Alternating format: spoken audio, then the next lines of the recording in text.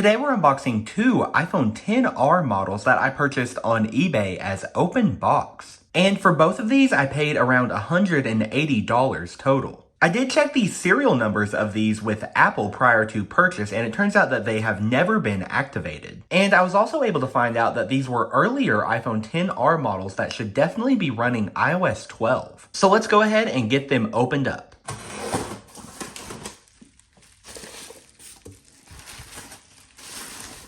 And here we have our two iPhone XR models in their original boxes. We don't have the plastic wrap with the pull tab here, but like I said, I did check the serial numbers to find out that these were never activated. And from the back of the boxes here, we can see that these are both 64GB models in the white color. Let's lift the lid now on this first box here. And here we can see the iPhone still in its original plastic, but absolutely covered in fingerprints. Let's lift it up and see what the back looks like. And yeah, pretty much same story on the back. Still has the plastic applied, but covered in fingerprints. We also do get our accessories. So we have the small 5-watt USB-A power adapter here, as well as the wired earpods with lightning connector. And we also have a USB-A to lightning cable here that looks like it has been used slightly. So now we'll remove the lid from this second iPhone. And it appears to be pretty much the same story here. We do still have the plastic wrap applied, but with some fingerprints. A bit less than the other model though. And here is the back of that second model. Again, we do have the 5-watt power adapter with this one, although it is missing the plastic wrap. We get the same set of earpods and a lightning to USB that this time looks like it has never been used. So now let's see if the batteries on these iPhones will accept a charge. I have my lightning cord here connected to a 30-watt power adapter, so let's connect the cord now and see if we get a sign of life. And okay, unfortunately, I'm not getting any signs of life on this first model here. We'll set that one to the side and try out the other model here.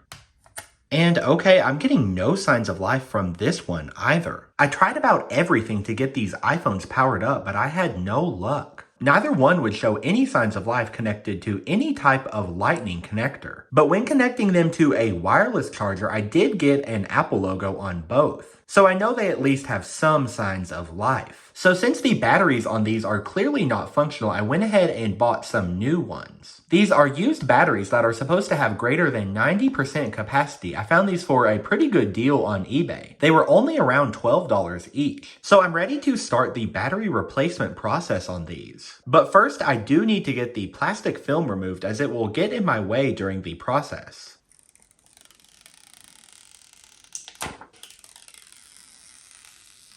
So there's one of the two films removed.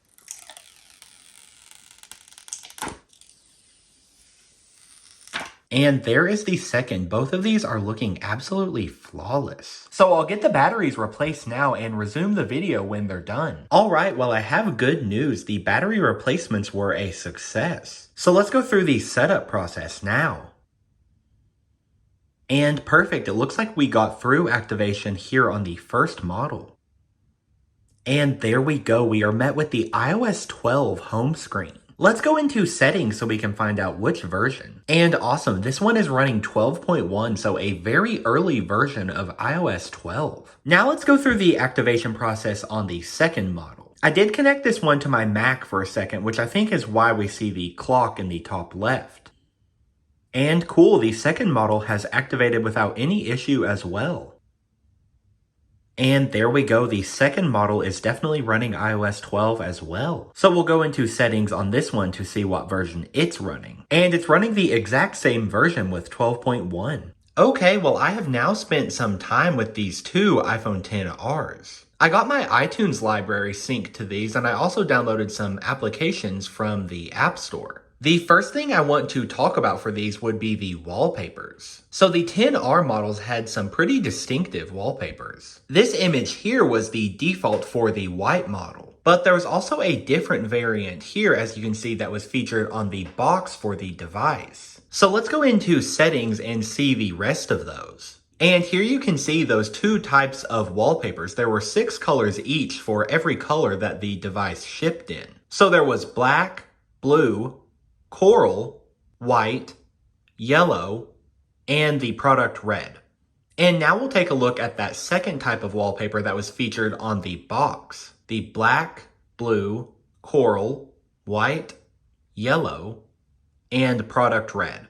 Just at first glance, these wallpapers kind of resemble planets, but I believe they are actually soap bubbles that have kind of like a rainbow watercolor effect. And now we'll take a second to talk about what the iPhone XR was. This model was announced in September 2018 alongside the iPhone XS as well as the XS Max. And while the XS models were definitely targeting premium smartphone shoppers, the XR was positioned more as a budget option. So it was priced at a pretty reasonable $749. And that was pretty significant because just 1 year prior in 2017, the iPhone X launched at a price of $999. And the X, of course, brought the all-new design with the full-screen display, no home button, and the new Face ID feature. But the $1,000 price tag of this model was pretty polarizing. So what made the iPhone XR so appealing is that you were getting the next generation iPhone experience at a much cheaper price. There were just a few compromises to get the price down on this model. One of which was the use of an aluminum frame where the higher end models had moved to stainless steel. Also, there was only one rear-facing camera on the XR compared to two. But the area where the XR stepped down the most from the higher end models was the display. So this used an LCD panel instead of an OLED panel. You lost out on the true black levels as well as other color-related benefits of the OLED panel. But strangely, this panel also took a pretty big step back in the resolution department.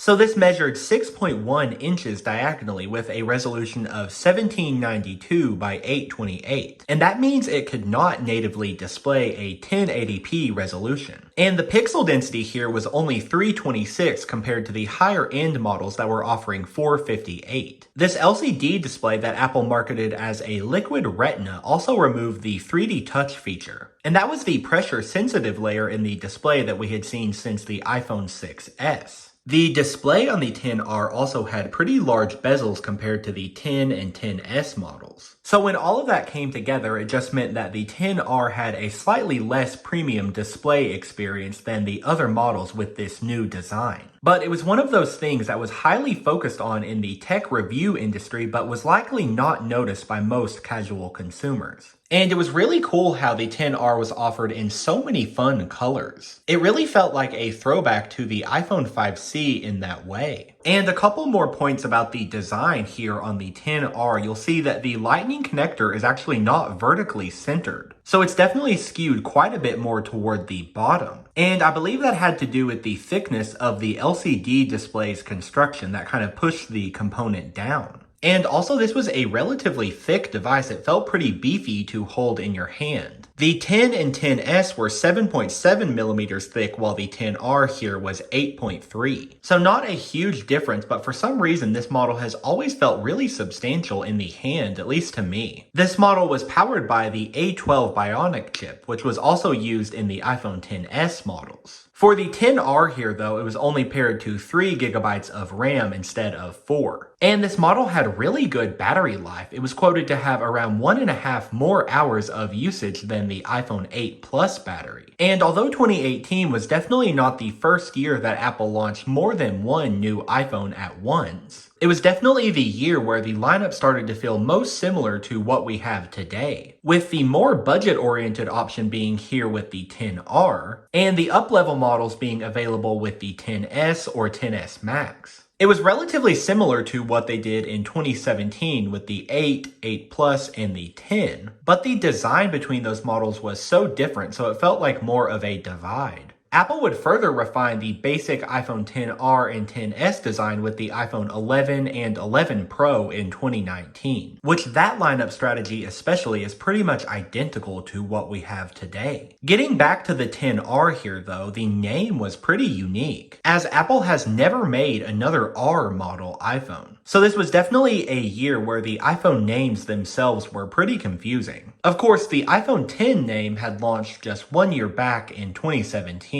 but it used the Roman numeral X to represent the 10 for the 10th year anniversary model. And here for these models in 2018, Apple was still using the Roman numeral. So if you just read the model name without any background knowledge, you would definitely read it as iPhone XR, XS, and XS Max. But because the whole Roman numeral thing wasn't confusing enough, Apple threw in the letter R here for us. And according to Phil Schiller, who was Apple's senior vice president of marketing at the time, apparently they were just getting some cool vibes from the letter R, so they decided to throw it on this iPhone. He did specifically say, though, that Apple was inspired by the automotive industry to use the letter R. So potentially from brands like Honda or Volkswagen that uses the letter R for their sportier models. This model was offered in the 64, 128, or 256 gigabyte options. And it was sold all the way through 2021 with the release of the iPhone 13. In general, though, this model sold really well. It outsold the XS models by a pretty decent margin. And I'd say that's definitely just for the really great value proposition that this iPhone offered. So now let's talk about iOS 12 on this device specifically.